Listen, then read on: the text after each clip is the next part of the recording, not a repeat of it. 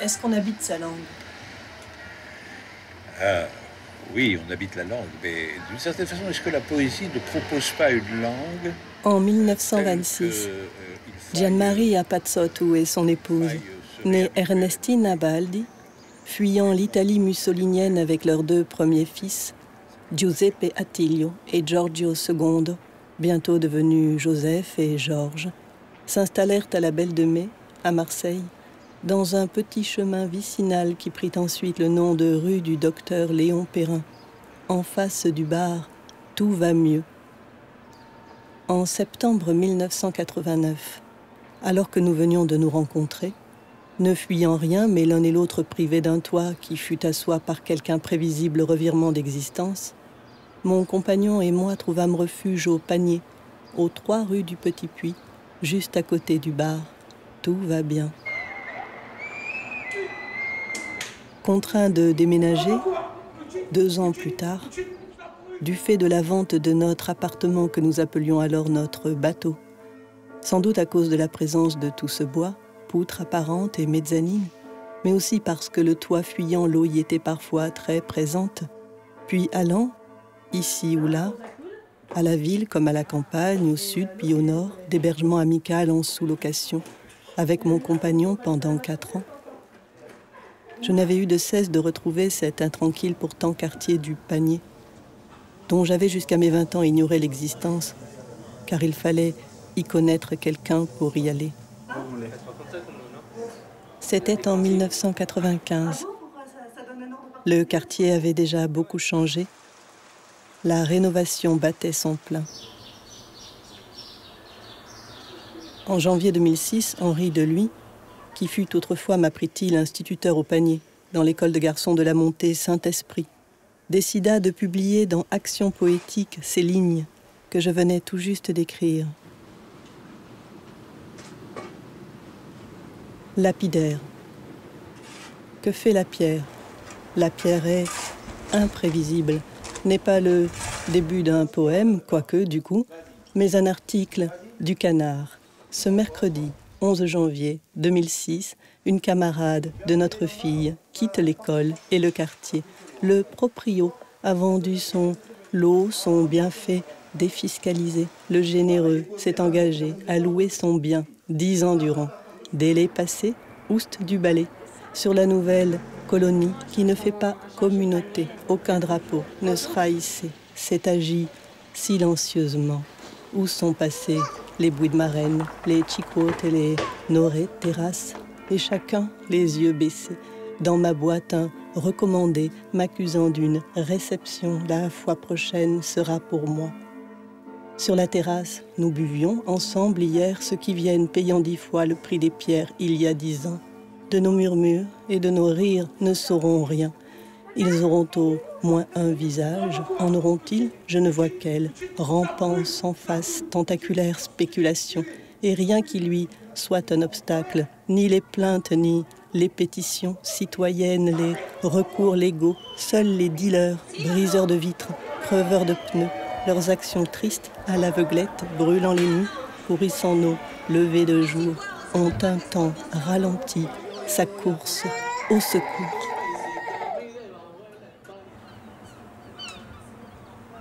En allant consulter par curiosité les documents de l'enquête publique ouverte en amont de la nouvelle phase de rénovation de Marseille, j'ai appris qu'il n'y a pas et qu'il n'y a jamais eu de quartier qui administrativement se nomme le Panier.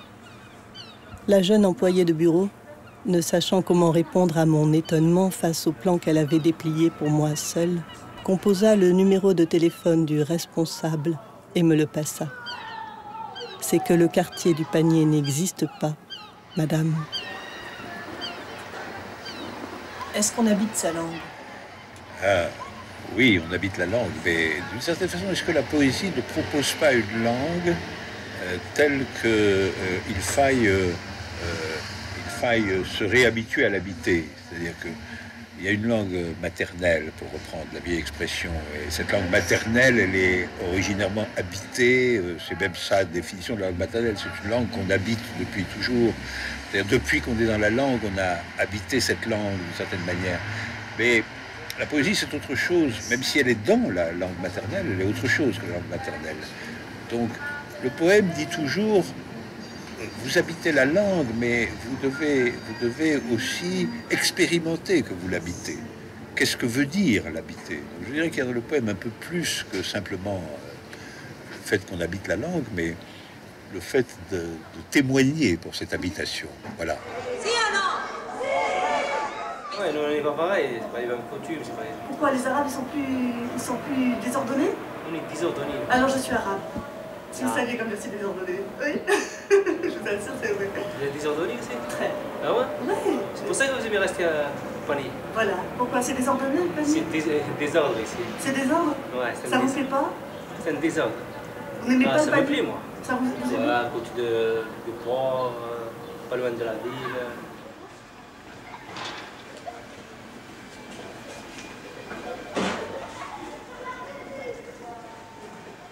Vous habitez là, c'est pas parce que vous veniez pour votre fille. On touche du doigt à la question du témoignage, mais aussi à la question du propre et de la propriété. Est-ce qu'on pourrait dire que la figure de l'étranger... En train de faire un film? Oui, on fait un documentaire. Ah, voilà. Sur Marat, sur le panier? Sur le panier, mais sur le panier comme aussi le lieu de cristallisation d'un certain nombre de choses et de mouvements d'aujourd'hui. Voilà. Donc, est une figure qui interroge aussi bien justement le politique. On parle de ça en fait, vraiment. De comment on a changé le panier. Pourquoi ils sont pessimistes? bah, ils disent que tout va mal. Qu'est-ce que vous en pensez? Oui, c'est de tout le monde ça, hein. C'est pas que à Marseille, c'est qu'en France. Hein. Partout? Vous trouvez de vous aussi que ça, tout va hein. mal? Hein? Vous trouvez que tout va mal, vous aussi? Ben oui, c'est comme ça. Hein. Et pourquoi? Eh ben, c'est le changement de lettres. Hein. C'est l'être qui a changé le mode de vie, c'est lui qui fait du mal. C'est comme ça. Hein. Qui ça? C'est l'être humain. Hein. L'être humain? Eh oui. Qui interroge aussi bien justement le politique que le poétique. Ah ça, absolument, absolument. Ça, je pense que la figure de l'étranger est une figure qui est absolument intervallaire, si je puis dire, entre le poétique et le politique, et depuis fort longtemps, parce que l'idée qu'il doit y avoir une poétique de l'étranger, de l'étrange, de l'étranger, ou de celui qui vient, ou de celui qui est nomade, ou de celui qui est parti et revenu, etc. C'est une immense tradition. Je pense même cette magnifique poésie qui est la grande poésie nomade recueillie dans ce qu'on appelle les poèmes préislamiques. C'est une poésie de l'habitation de la langue et dans la figure de la perpétuelle étrangeté de cette habitation, puisque c'est toujours des histoires de gens qui sont partis et qui sont marqués du sceau de l'étrangeté et qui reviennent. Et donc tout cela, et en même temps que l'étranger soit une question politique, nous le savons mieux que personne aujourd'hui, puisqu'au fond on pourrait définir l'aujourd'hui comme l'intolérable grandissant de ce que la circulation des marchandises soit universellement proclamée et que la circulation des hommes soit universellement interdite. Il y a là un scandale véritablement massif dont je suis étonné qu'il soit si paisiblement accepté quand même par les populations. Parce que tous les jours on nous explique que c'est le monde de la mobilité, de la circulation, de l'échange, etc. Mais en même temps, tous les jours on vote de nouvelles lois pour interdire aux gens de bouger, de venir, d'entrer, etc. Et ça, contre cela, je crois que de toujours la grande poésie a protesté parce qu'elle n'a jamais été une poésie de la sédentarité fermée. Elle a toujours été, malgré tout, l'idée qu'il existait d'autres espaces qui devaient compénétrer les autres. Quant à la politique, naturellement, quand elle n'a pas été close ou enfermée dans le nationalisme guerrier, il a bien fallu qu'elle soit une poésie de l'accueil de l'étranger. Et ça, malgré tout, après tout, une des plus belles images de ça, c'est l'accueil d'Ulysse par Nausicaa dans l'Odyssée. Enfin, on voit bien que cet étranger qui est comme un corps sur la plage, comme ça, est accueilli par ce qu'il y a de plus beau et de plus amoureux dans le pays où il débarque. Ça, c'est quand même vraiment quelque chose qui est indiscernablement poétique et politique.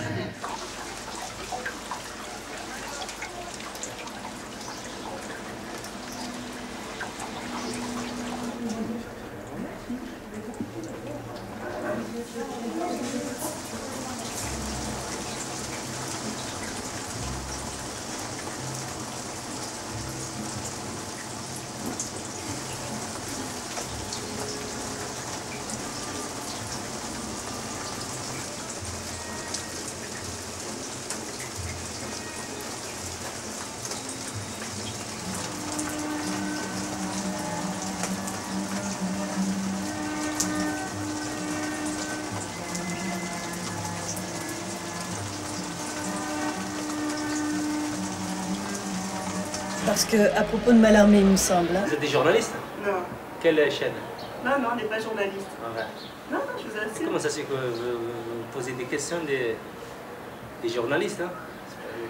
Ah, vous pensez que si on commence à réfléchir, on est journaliste? Ouais, vous êtes des journalistes. Non, je vous promets que non. Ma parole. Vous êtes des touristes alors? Ah non, je vous dis, on habite ici depuis 15 ans, c'est vrai. Quelle rue? Rue du Timon. Demandez, on connaît tout le monde ici. À propos de Mallarmé, il me semble que vous disiez qu'on avait mal compris cette question de l'universel, le reportage, et que dans cette interchangeabilité, aujourd'hui, il y a une dimension mortifère qui s'inscrit aussi dans la langue et contre laquelle le poétique lutte et pas seulement le politique. Parce que la question, ce n'est pas est-ce qu'on écrit avec les mots de tout le monde, non, ce serait pas ça la question. La question serait peut-être est-ce qu'on peut opposer à cette interchangeabilité une relation à l'autre. Comment a changé le panier? Enfin, nous, on ne connaît pas trop. C'est la première fois qu'il est venu, c'était il y a 4 ans. Et donc, ça devait être à peu près comme ça déjà. Mais ça doit avoir changé parce qu'ici, c'est considéré un peu... Quand tu demandes la CAF et tout ça, c'est considéré en fait zone sensible. On dit que là, on ne dirait pas une zone sensible à ce moment-là. Et donc, oui, on parlait des gens qui ont déménagé, des maisons qui ont... des loyers qui ont augmenté, des gens qui habitent là. C'est un peu une pratique typique dans des quartiers comme ça, même en Italie, on a des situations comme ça. À Lisbonne, on a habité 5 mois à Lisbonne, dans l'Alfama. C'est le quartier de Wim Wenders, de Lisbon Story. C'était un peu comme ça. C'était un peu comme ça. Il y avait des gens qui faisaient partie de l'ancien quartier, qu'il y avait des racines là-dedans. Des racines. Et ils ont fait tout une restructuration du quartier et après... On a augmenté les loyers, les gens ont dû partir. 살리마가 사는 곳 손월원. 살리마와 멜리사는 같은 학교에 다니는 친구이며 흡휴지길 짝수와 홀수번지에 마주보고 산다. 멜리사가 살리마를 부르면 살리마의 집에 창문이 열리고 둘은 숙제할 것을 갖고 자기 집으로 오라는 얘기를 나눈다. 살리마는 엄마가 시장에 다녀올 때까지 동생 모네의 공부를 도와야 하므로 엄마가 돌아오면 가겠노라고 말한다. 모네는 노는데 정신이 팔려서 엄마가 저녁밥 먹으라고 여러 차례 불러도 대답이 없다.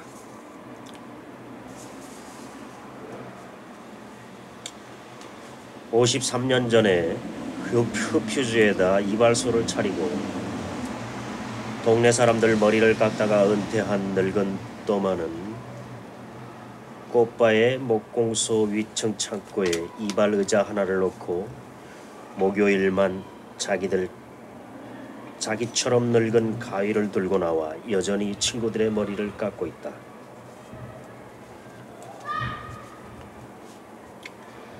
사람들은 집에서 듣던 음악을 길로 들고 나오고 집에서는 하기 힘든 전화도 길로 들고 나온다. 정원이 없는 파니의 집들. 차는 거의 없고 밤늦도록 인적은 끊기지 않는 파니의 집들은 각자의 정원처럼 편안하다. Ah ben absolument, c'est-à-dire que l'interchangeabilité n'est que la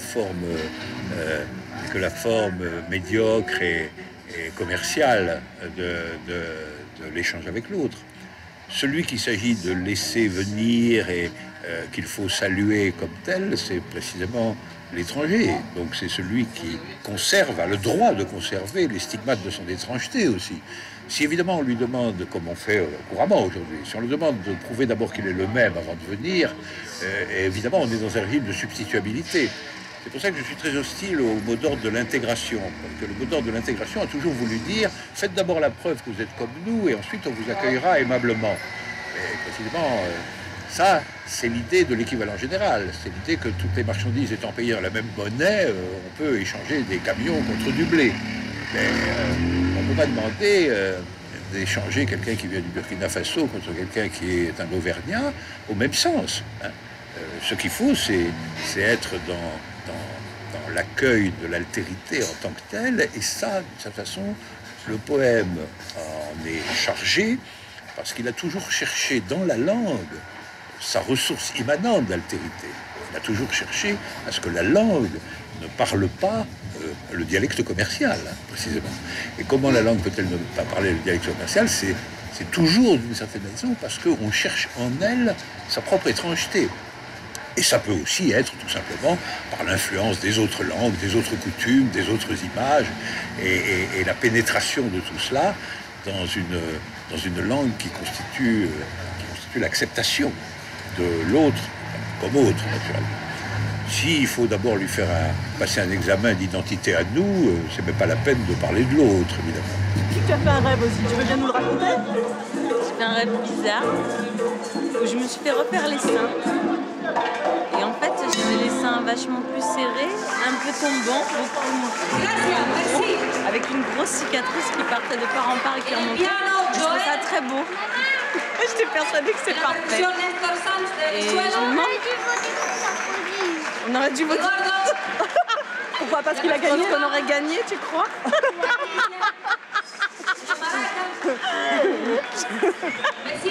Et donc, c'était peut-être un... Quel lien tu vois alors?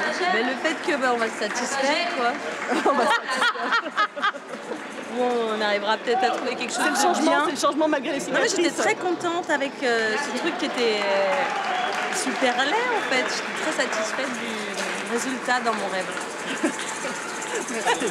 Normalement, c'est les mots qu'ils utilisent. On va revaloriser les quartiers. Oui. Et ça veut dire? Ça veut dire qu'on va... Foutre les gens dehors. Hein. C'est ça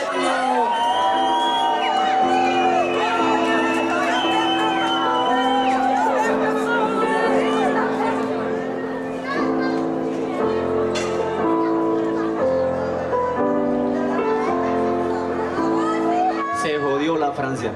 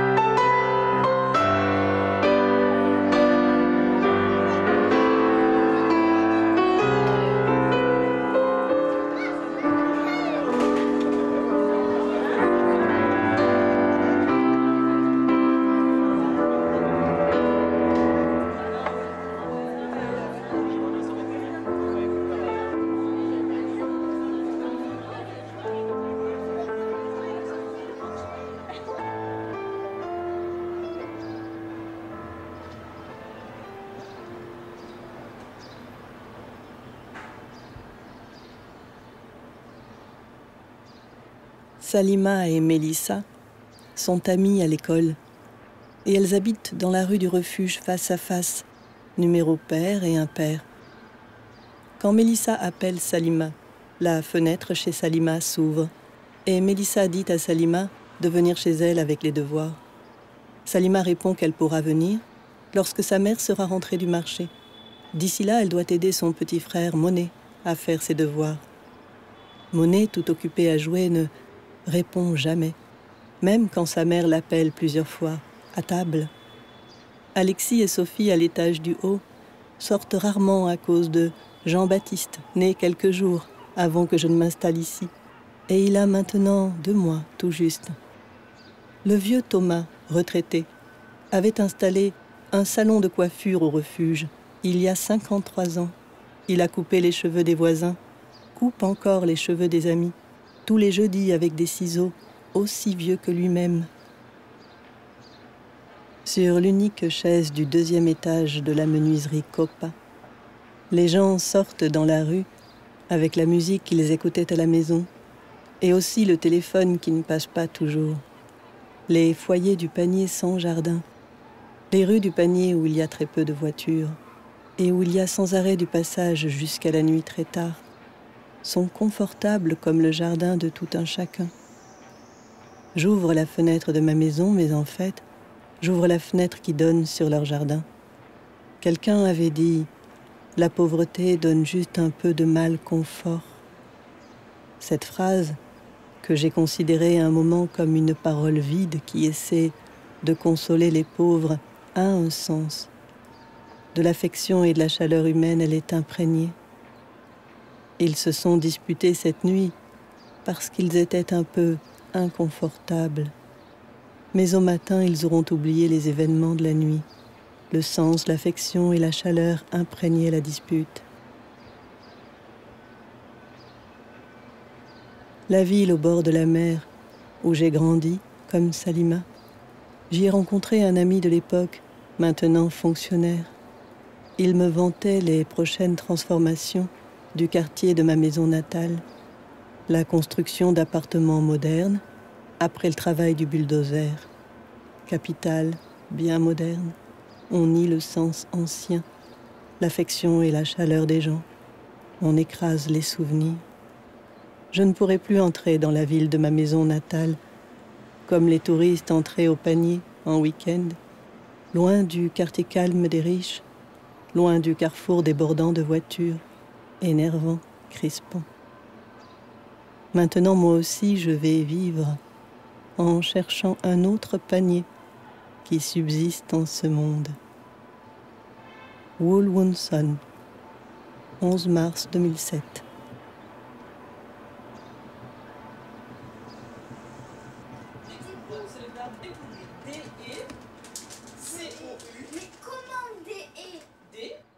Oui, est-ce qu'on pourrait dire donc ce rapport au propre, je vois en face votre ville au sens propre, juste au moment où je dis ça, ce rapport au propre et à la propriété induit une politique qui agit aussi dans la langue, justement. C'est-à-dire qu'au moment, qui ne serait pas du tout hasardeux et innocent, de constater qu'au moment où on appelle, par exemple, une crise, une croissance négative, et où quelqu'un déclare que les centres de rétention ne sont pas des prisons, mais simplement des lieux privatifs de liberté, est-ce que, voilà, au même moment, on a cette politique dans nos grandes villes où on appelle rénovation, une politique qui en fait est une politique d'exclusion des pauvres et de décentrement des pauvres à la périphérie des villes. Non, mais ça c'est un point tout à fait important, intéressant, que la corruption de la langue par cette politique identitaire. La politique identitaire a toujours des effets de corruption de langue parce qu'elle interdit de nommer les choses pour ce qu'elles sont, puisqu'elle raccorde cela à une procédure de normalité. C'est-à-dire tout ce qui est oppressif doit être transformé en procédure de normalité. Moi, je suis très frappé, par exemple, de voir que, quoi qu'on fasse aujourd'hui, un trou dans le trottoir, un règlement interdicteur, une impossibilité de circuler pour les étrangers, etc., c'est toujours motivé par l'expression « pour votre confort et votre sécurité ». On lit partout que n'importe quoi qu'on vous fasse, c'est pour votre confort et votre sécurité. Cette manière de nommer confort et sécurité, ce qui en général est un protocole oppressif, même s'il est minime, c'est tout à fait caractéristique. Et dans cette mesure aussi, la poésie a une certaine portée politique parce que, en tant que poésie véritable, elle lutte dans son existence même contre ce genre de corruption de la langue.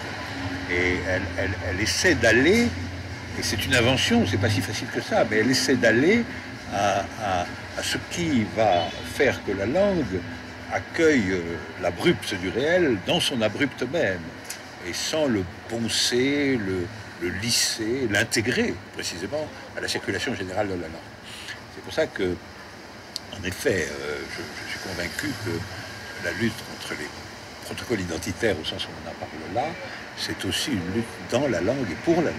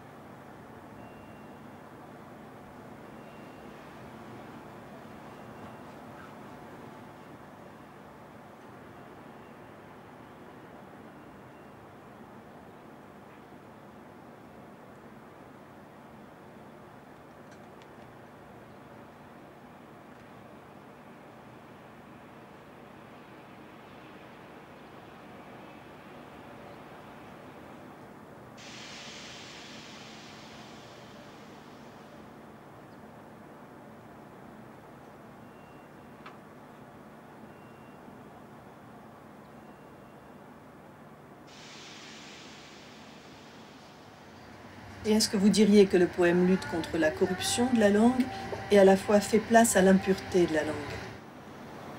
Et on se demandait en fait comment ils vont faire enfin, ils vont lui seulement augmenter les loyers. Comment ils vont faire pour foutre les gens dehors? On ne sait pas. Enfin, il ne faut pas confondre corruption et impureté. Bien entendu. Je dirais même que ce sont presque deux termes opposés. Accepter l'impureté de la langue, c'est justement accepter ce dont on parlait tout à l'heure, c'est-à-dire imposer que la langue n'a pas l'homogénéité identitaire qu'on prétend lui attribuer, qu'elle n'est pas constituée d'unités interchangeables ou substituables, qu'elle a des zones d'impureté, d'hétérogénéité, de discontinuité même, que le poème circule là-dedans afin de trouver ce qui a l'énergie maximum de désignation du réel. Et que cette impureté-là est une impureté bénéfique et créatrice, et elle s'oppose tout à fait, évidemment, à ce que j'appelle la corruption. Mais c'est une corruption par l'identité, donc c'est une corruption par l'homogène.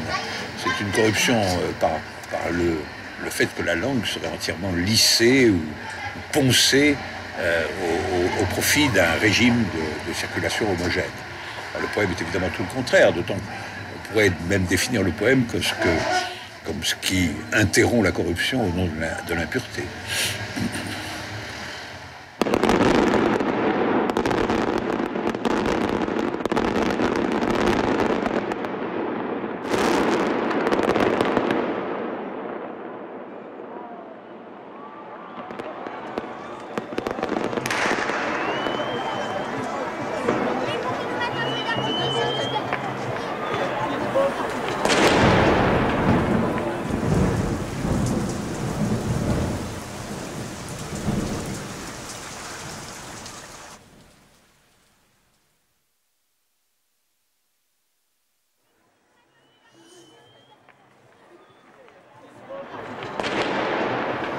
Et est-ce que d'une certaine façon, lorsque vous récusez, enfin il me semble, la conception heideggerienne de la poésie comme demeure de l'être, pour la tourner tout entière du côté de l'apparaître, est-ce que ça n'a pas aussi des effets politiques? Ben, je crois tout à fait, parce que malgré tout, la figure du poème comme berger de l'être a quelque chose d'inquiétant, en réalité, parce que c'est une figure, comment dirais-je, c'est une figure de la révélation immobile, comme ça. C'est une figure qui tente de manier le poème comme ce qui est à la hauteur du destin historial de l'être, finalement, et le capte et le nomme. Or, je pense que le poème a beaucoup plus affaire au jeu impur de l'apparaître, pour reprendre la catégorie de tout à l'heure, qu'il n'a affaire à la magnificence simple du destin de l'être.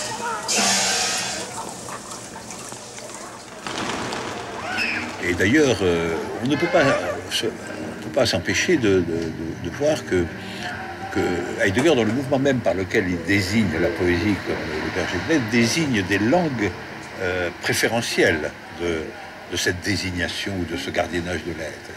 N'hésitant pas à dire qu'il y a dans la langue grecque d'abord, puis dans la langue allemande ensuite, quelque chose qui les noue à la révélation de l'être de façon singulière. Là, on est quand même dans une assignation de la poésie à absolument autre chose qu'elle-même.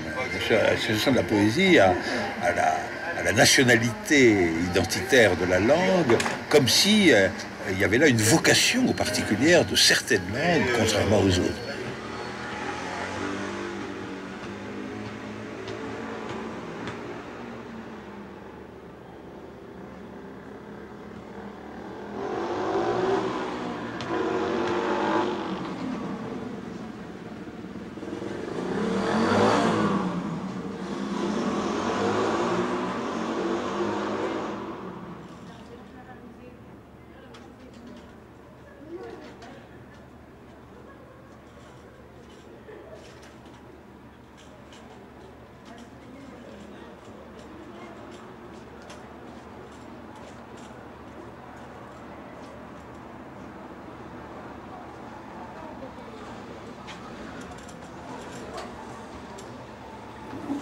Voilà, mets-toi dedans.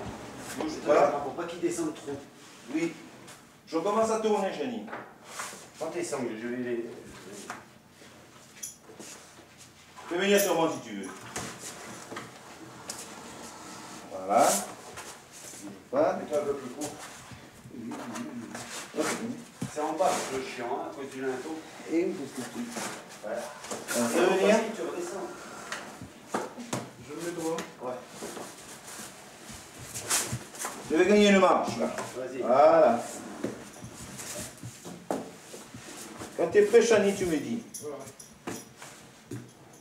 J'aurais dû passer derrière toi. Hein. Ouais, mais tu passeras tout à l'heure.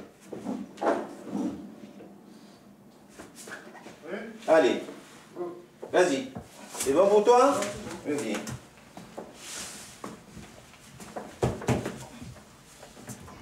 Je commence à tourner. Vas-y.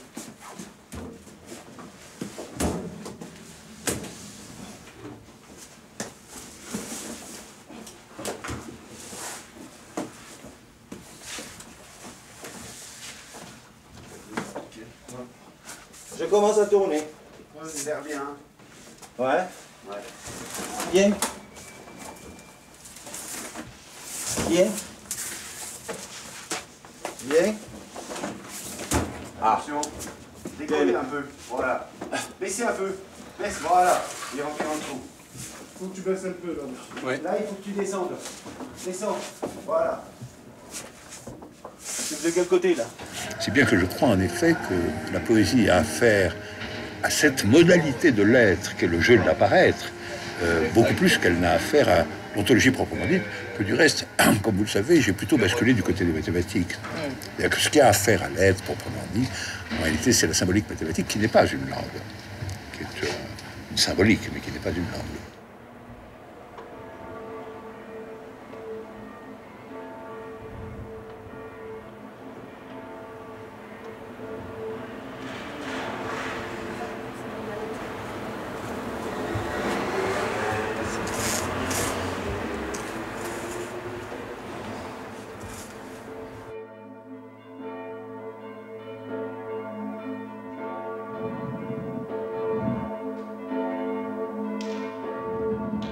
Et vous diriez que la poésie, comme le dit, je crois, le poète Yves Bonnefoy, est une intensification de l'existence? Oui, on peut dire qu'elle est une intensification de l'existence, ou on peut dire qu'elle est la captation par la langue de ce qui, dans l'existence, constitue ses points d'intensité. Je le dirais plutôt comme ça, parce que l'intensification de l'existence, on ne sait pas, après tout. Ce qu'on sait, c'est que le poème se dédie, dans ce cas-là, au point d'intensité de l'existence. Il cherche à les cerner, à les exaucer, à les dire. Alors que, de toute façon, dans la poésie, que j'appelle la poésie des opérations poétiques, c'est pas ça qui compte vraiment. Ce qui compte, c'est de montrer, en fin de compte, que l'apparaître lui-même est dans une loi d'être. Ce qui n'est pas la même chose que le gardiennage du destin, au sens heideggerien, mais qui donne une poésie, à l'évidence, je dirais, plus structurale et moins événementielle, peut-être, c'est-à-dire visant plus directement à sa propre maintenance. Vous avez toujours été frappé de la phrase de Mallarmé à propos du poème qui était « fait étant, il a lieu tout seul ». Et un poème fait étant, qui a lieu tout seul, ça c'est ce que j'appelle une poésie où le poème, de toute façon, n'a plus besoin de l'existence, c'est-à-dire sa propre existence lui suffit, si je puis dire.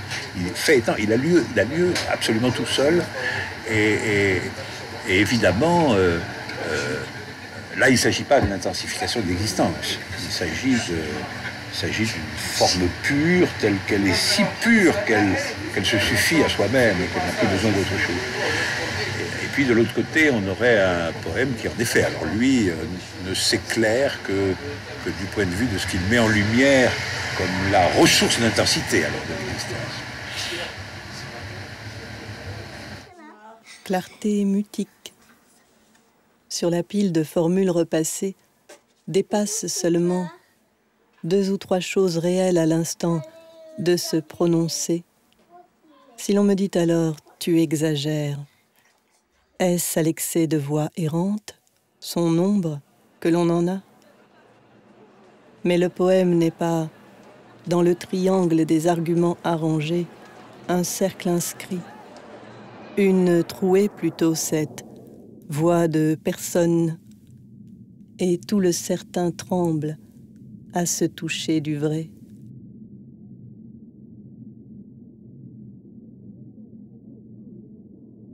Est-ce que vous diriez que le poème est toujours adressé? Oui, quelle que soit sa forme, là.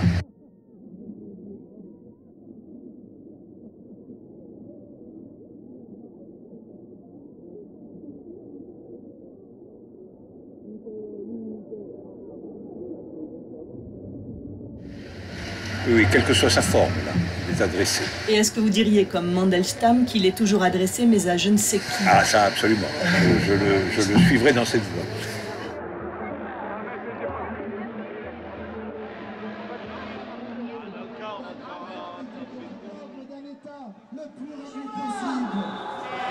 Vive les travailleurs! Ils ont pourtant tout fait!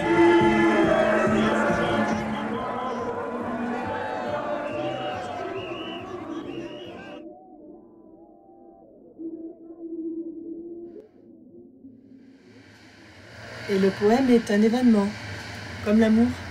Le poème, quelle que soit sa forme écrite, sa répétition, le poème arrive.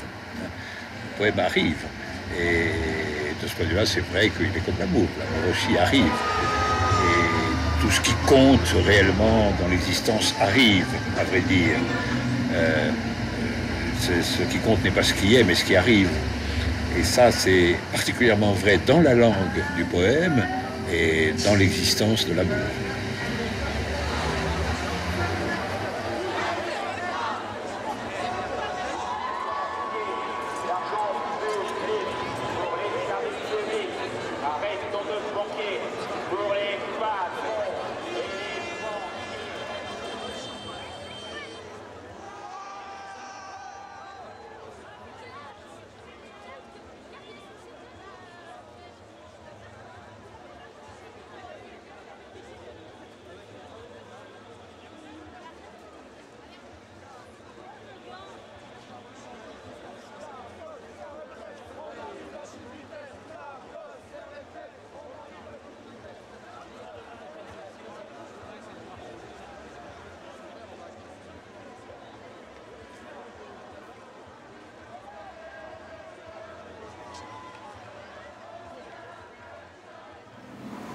À cause j'aime bien ça.